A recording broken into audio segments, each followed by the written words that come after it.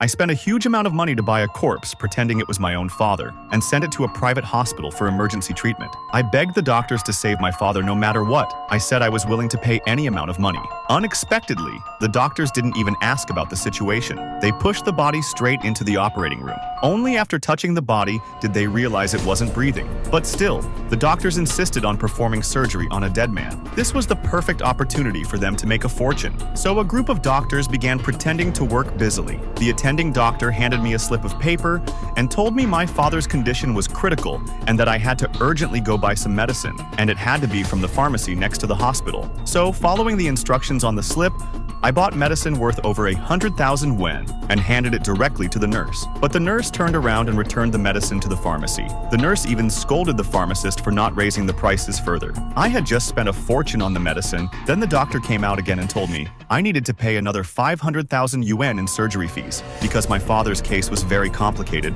they needed to bring in a renowned medical expert to perform the surgery. After I paid this enormous fee again, an expert walked into the operating room. Then, the family members anxiously waited outside the operating room. But inside, all the doctors and nurses were actually just chatting. About every half an hour, someone would come out. Each doctor seemed more like a seasoned actor. One after another, they tricked me into making several payments. And only after I had handed over all of my savings did the doctors finally walk out with serious expressions and say to me, "We're sorry, we did everything we could, but your father didn't survive." I kept pleading with the doctors, asking if they could try to save him again. The doctor said, "He's already stopped breathing. There's really nothing we can do."